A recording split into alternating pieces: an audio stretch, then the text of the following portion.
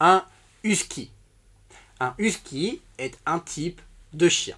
Un type de chien que l'on trouve notamment dans les régions les plus froides.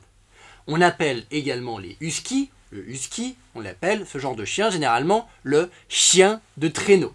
Le chien de traîneau, pourquoi? Eh bien parce que le husky est utilisé dans les endroits où il y a de la neige pour tirer des traîneaux. Tirer des traîneaux, on attache donc les huskies à des traîneaux et les huskies courent et ils tirent un traîneau sur lequel on peut donc se tenir debout. Un husky, un chien de traîneau. Adorable. Adorable est un adjectif que l'on utilise en français pour qualifier quelque chose, ou plutôt un animal généralement, ou une personne également on peut, une personne, un animal que l'on adore. Adorable, adore. J'adore quelque chose, j'aime beaucoup quelque chose, cette chose est adorable. Cette personne ou cet animal est adorable. Donc par exemple, on peut dire d'une personne, si je dis je pense que cette personne est adorable, cela signifie que cette personne, je l'adore, elle est très gentille. Vraiment, là, généralement, quand on dit adorable, c'est une personne, quelqu'un ou un animal très gentil, vraiment qui ne fait de mal à personne. Un animal, une personne adorable. Un chien adorable, c'est la même chose. Un chien qui est adorable, c'est un chien qui est vraiment très gentil. Un chien qui est donc adorable, on pourra dire parfois que c'est un amour. C'est un amour, lorsque l'on dit de quelqu'un, d'une personne ou d'un chien, c'est un amour, c'est que cette personne est vraiment très gentille. Amour, amoureux, cela ne signifie pas que l'on est amoureux, cela ne signifie pas qu'on a des sentiments amoureux pour une personne ou pour un animal évidemment. Cela signifie simplement que cet animal est un amour, qu'il est vraiment extrêmement gentil, qu'il est adorable. On peut dire donc ce chien est un amour, ou on peut dire c'est un amour de chien. Ce husky est un amour de chien, c'est-à-dire c'est vraiment un chien adorable, un chien très gentil. Griffer.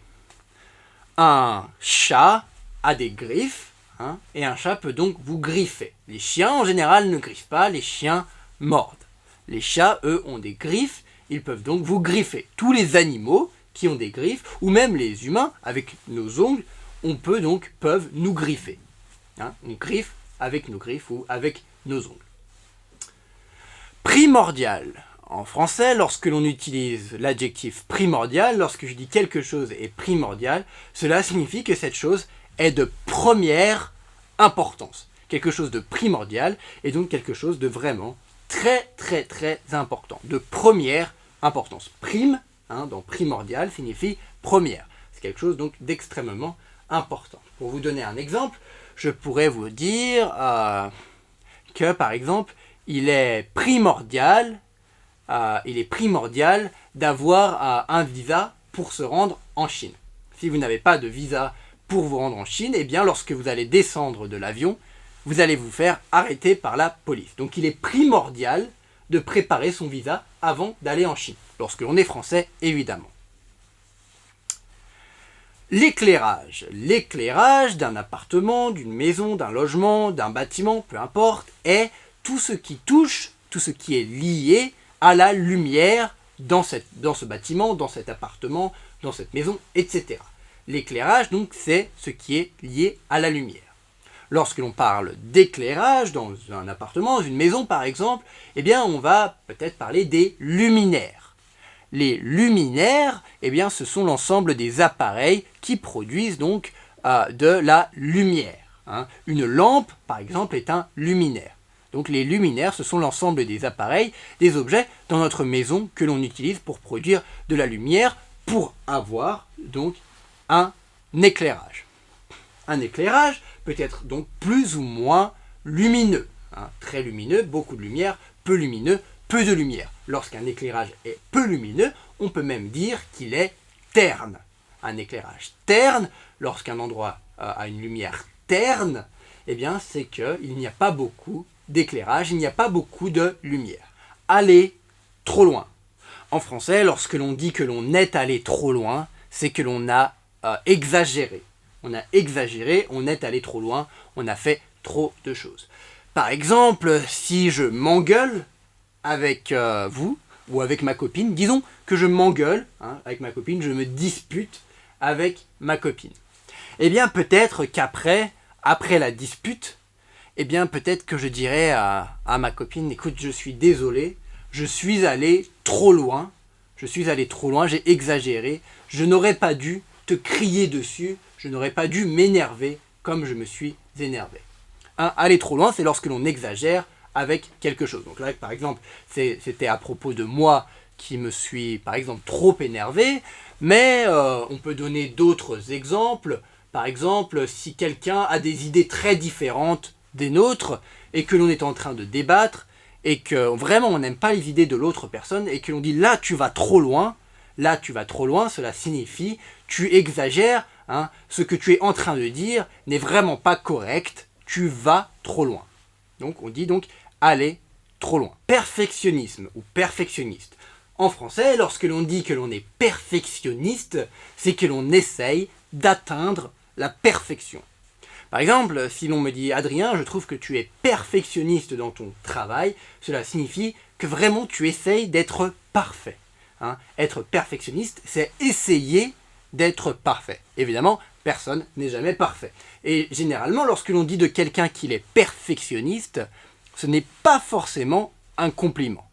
Si je vous dis « vous êtes trop perfectionniste », lorsque l'on dit à quelqu'un « tu es trop perfectionniste », tu essayes trop d'être parfait, d'atteindre la perfection, ce n'est pas nécessairement un compliment. Des fois, on essaye de dire plutôt aux gens « écoute, il faudrait peut-être que tu te calmes un peu, tu vas trop loin, tu es trop perfectionniste ». Rénover.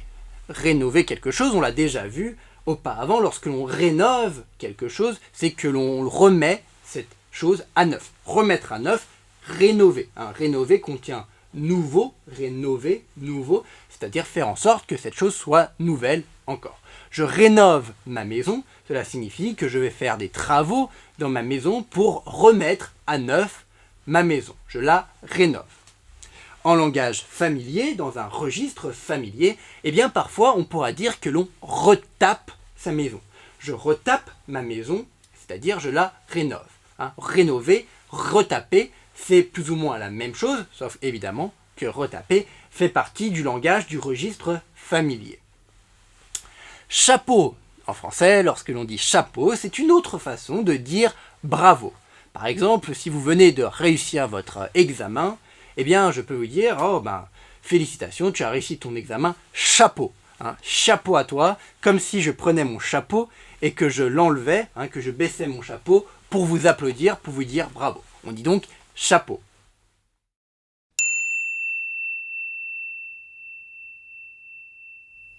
Tiens, Adrien, regarde, c'est le chien de mon oncle. Comme il est beau, je ne savais pas que ton oncle avait un chien. C'est un quoi? C'est un husky, un chien de traîneau, quoi. Ah, et ton oncle fait du traîneau en Belgique? Haha, non, pas vraiment. C'est un chien domestique, il ne tire pas de traîneau. Ah, mais le climat n'est pas trop chaud en Belgique pour un chien comme ça? Non, il s'y est fait. Il est gentil? Il mord? Oui, il est adorable, c'est un amour de chien. Il n'a jamais mordu personne. C'est généralement le cas lorsque les animaux ont été bien élevés. Mes chats n'ont jamais griffé personne non plus. C'est clair, l'éducation c'est primordial. Bon, tu ne trouves pas que l'éclairage est étrange ici? Dans ton appart, tu veux dire? Ouais. Bah non, je trouve que ça va. Pourquoi? Je trouve que la lumière est un peu terne dans l'appart. Je pense que je devrais peut-être changer les luminaires. Oh, mais je trouve que tu vas un peu trop loin, Louise. On s'y sent très bien chez toi. Je ne sais pas trop. Mais si, je pense que tu es trop perfectionniste. Peut-être. Bon, et qu'est-ce que tu as de prévu pour ce week-end? Je vais chez Julie. Elle est en train de rénover son appart. Et je lui ai promis de l'aider à retaper la cuisine. Ça, c'est sympa. Chapeau, Adrien.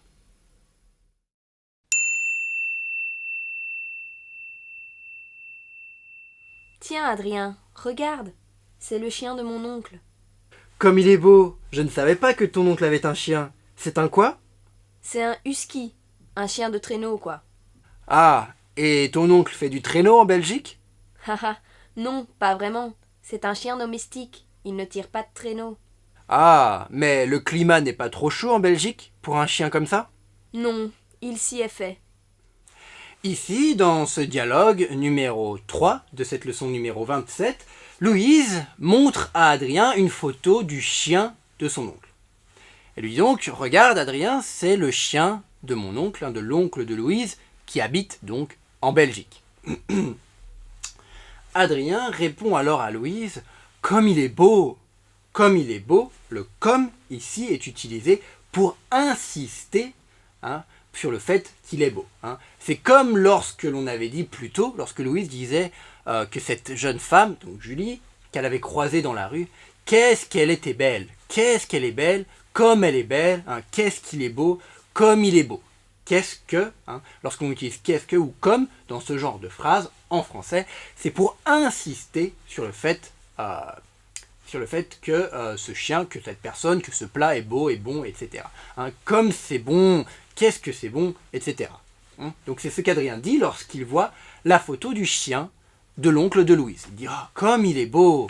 Ensuite, Adrien demande à Louise « C'est un quoi ?» C'est un quoi ? Ici, c'est familier de demander les choses de cette manière. Cela signifie c'est quel type, c'est quel genre de chien. C'est un quoi ? Pour que Louise réponde c'est un quelque chose. C'est un quoi, c'est quel type de chien. C'est un quoi, je répète, c'est généralement une façon familière, dans un registre familier, donc, de demander c'est quel type de chien est-ce que c'est, quel genre de chien est-ce donc ce chien-là. C'est un quoi. Louise répond alors à Adrien, c'est un husky. C'est un quoi? C'est un husky. C'est un husky, donc un type de chien, on a déjà expliqué, que l'on trouvait dans les milieux froids, en général. Et Louise ajoute donc, c'est un chien de traîneau, quoi. Le quoi, on l'avait déjà vu avant, c'est donc une façon en français, dans un registre familier, de finir sa phrase. Ce n'est pas grammaticalement correct, ce n'est pas forcément bien de le faire, d'ailleurs, mais on le fait très souvent à l'oral en français. On dit souvent « Ah bah c'est un chien de traîneau quoi, je vais juste rentrer chez moi quoi, etc. etc. » On met des fois le « quoi » à la fin d'une phrase. Encore je le répète, ce n'est pas forcément bon, ce n'est pas une bonne chose, ce n'est pas grammaticalement correct, mais les Français le font très souvent. Donc Louise répond c'est un chien de traîneau quoi. Un chien de traîneau, c'est-à-dire un chien qui tire des traîneaux. Le husky est le chien de traîneau. Le husky, le chien de traîneau, c'est la même chose. C'est un chien donc qui tire un traîneau. On l'a déjà expliqué dans le vocabulaire. Adrien est donc surpris et il demande « Mais ton oncle fait du traîneau en Belgique, faire du traîneau, c'est-à-dire se faire tirer par des chiens de traîneau. Je fais du traîneau. Je me fais tirer par mes huskies, par mes chiens de traîneau. » Louise est donc amusée. Elle dit « Non, évidemment que non. Ce n'est pas possible.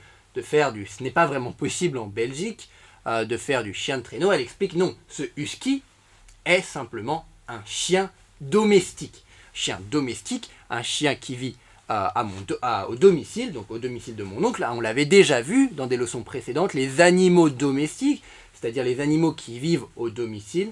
Eh bien, ici, le husky est donc un chien domestique, il ne tire pas de traîneau. Il ne tire pas de traîneau. L'oncle de Louise ne fait pas de traîneau avec son husky.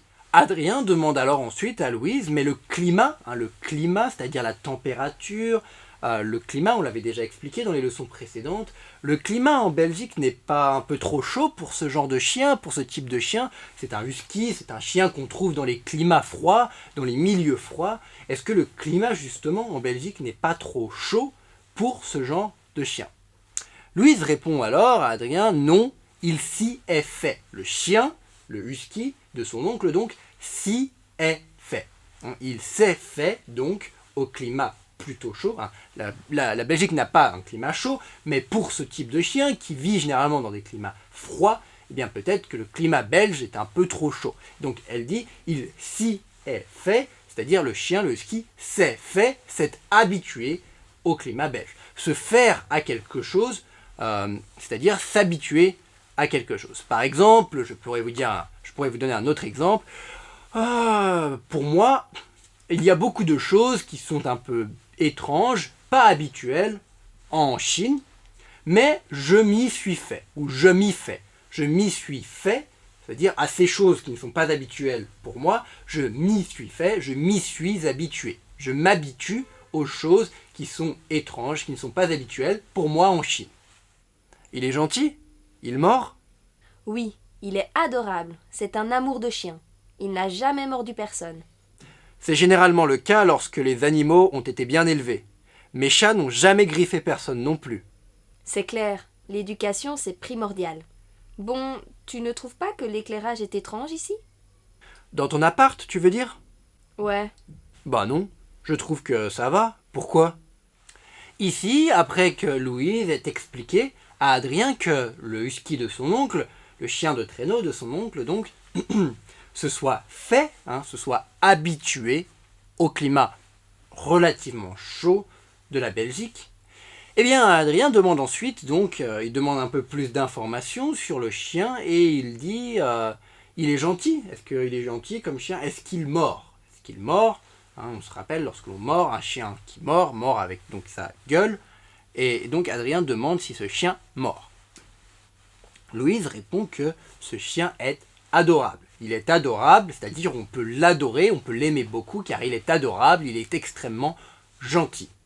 Elle ajoute d'ailleurs, après avoir dit qu'il est adorable, elle dit c'est un amour de chien. C'est un amour de chien, c'est-à-dire c'est une expression très forte ici pour dire c'est vraiment un chien adorable, c'est vraiment un chien très gentil. Elle dit donc il n'a jamais mordu personne. C'est un amour de chien, un chien extrêmement gentil. Adrien répond alors ensuite à Louise, c'est généralement le cas lorsque les animaux sont bien élevés. C'est généralement le cas, c'est-à-dire c'est généralement le cas, c'est-à-dire l'animal domestique ne mordra pas lorsque il a été bien élevé. Il a été bien élevé, c'est-à-dire que son maître, la personne qui s'est occupée de lui, qui l'a élevé, eh bien, s'en est bien occupé et lui a appris à ne pas mordre, à être donc un gentil, par exemple un gentil chien, un chien adorable, un amour de chien, ou un amour de chat si vous avez un chat plutôt qu'un chien à la maison. Adrien ajoute donc que ces chats, à lui les chats qu'il a, eh bien c'est pareil, ils sont adorables, ils sont extrêmement gentils, ils n'ont jamais griffé personne. Ils n'ont jamais griffé personne, ils n'ont jamais utilisé leurs griffes donc pour griffer qui que ce soit, ils n'ont jamais griffé personne, ce sont des chats très gentils, peut-être donc des amours de chats également. Puisque Adrien était en train de parler de l'éducation des animaux domestiques, lorsque les animaux ont été bien élevés, éduqués, on leur a appris les bonnes choses à nos animaux domestiques, eh bien Louise est d'accord avec Adrien sur cette question de l'éducation des animaux domestiques. Elle dit c'est clair, c'est évident, c'est vrai, je suis d'accord avec toi. C'est clair, l'éducation donc des animaux de compagnie, des animaux domestiques, c'est primordial.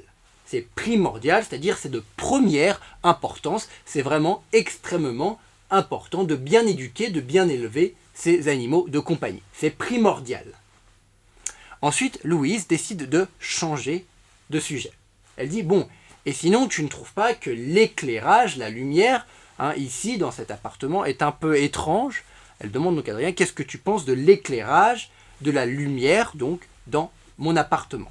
Adrien répond alors à Louise que non, il ne trouve pas que l'éclairage, que la lumière soit bizarre, soit étrange. Il ne voit rien de problématique avec la lumière dans l'appartement de Louise. Il lui demande donc pourquoi. Et c'est ce qu'on va voir après. Je trouve que la lumière est un peu terne dans l'appart. Je pense que je devrais peut-être changer les luminaires. Oh, mais je trouve que tu vas un peu trop loin, Louise. On s'y sent très bien chez toi. Je ne sais pas trop. Mais si, je pense que tu es trop perfectionniste. Peut-être. Bon, et qu'est-ce que tu as de prévu pour ce week-end? Je vais chez Julie. Elle est en train de rénover son appart. Et je lui ai promis de l'aider à retaper la cuisine. Ça, c'est sympa. Chapeau, Adrien. Ici, après que Louise ait demandé à Adrien ce qu'il pensait de l'éclairage donc de la lumière, dans son appartement, puisqu'elle elle-même trouve que l'éclairage est un peu bizarre, est un peu étrange, elle veut donc avoir l'avis d'Adrien. Adrien lui a dit que non, il ne voyait rien d'étrange, il ne voyait rien de bizarre, il lui a demandé pourquoi. Eh bien, Louise lui répond ici qu'elle trouve que l'éclairage, que la lumière donc, est un peu terne. Elle est un peu terne, c'est-à-dire qu'il n'y a pas beaucoup de lumière, il manque de lumière dans son appartement. C'est un peu terne, il n'y a pas assez de lumière, l'appartement n'est pas assez lumineux. Elle explique alors que peut-être elle devrait changer donc les luminaires. Les luminaires, c'est-à-dire l'ensemble des appareils, des objets qu'elle utilise dans son appartement pour produire de la lumière. Les luminaires, les lampes, etc. Adrien répond alors à Louise « Oh, mais je pense que tu vas un peu trop loin, on s'y sent très bien dans ton appartement. Je pense que tu vas un peu trop loin, c'est-à-dire, je pense que là, vraiment, tu exagères, tu vas trop loin dans ce que tu penses qui n'est pas bon, qui est étrange dans ton appartement. » On se rappelle, Louise avait changé la décoration, mais elle n'était pas sûre que la décoration de son appartement soit bonne, peut-être que c'était un peu trop kitsch, etc., etc. Là, Adrien lui dit « Écoute, moi je pense que tu vas trop loin, tu en fais trop, tu exagères lorsque tu penses que les choses ne sont pas bien dans ton appartement. » Il dit « On s'y sent, si, ici, on s'y sent, si il réfère donc à l'appartement, on s'y sent, donc dans ton appartement, on s'y sent très bien. On s'y sent très bien. Moi, j'aime beaucoup ton appartement. Je m'y sens très bien. Je m'y ici, donc je m'y sens dans ton appartement très bien. J'aime beaucoup l'atmosphère. Il l'avait expliqué, Adrien. Il aime l'atmosphère. Il la trouvait chaleureuse. Il trouvait l'appartement accueillant. Il dit donc, moi, je m'y sens très bien dans ton appartement. Je ne trouve donc pas que la lumière, que les luminaires donc aient des problèmes, que la lumière soit trop terne, je ne trouve pas que la décoration soit trop kitsch, je trouve que c'est de bon goût, je m'y sens très bien, ton appartement est chaleureux, il est accueillant, arrête de te prendre la tête, te faire du souci, à propos de tout ça, tu exagères, tu vas trop loin. Louise n'est pas convaincue, encore elle le répète, elle dit « je ne sais pas trop ». Adrien alors lui répond « mais si !»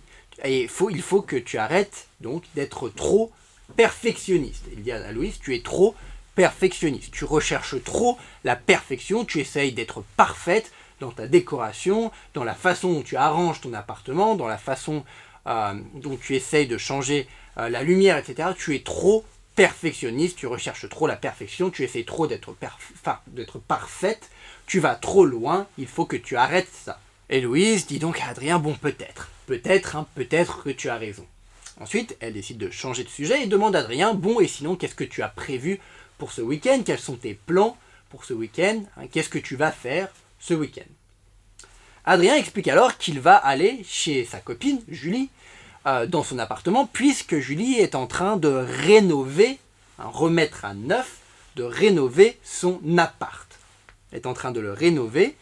Et Adrien explique à Louise alors qu'il a promis à sa copine Julie de l'aider à retaper.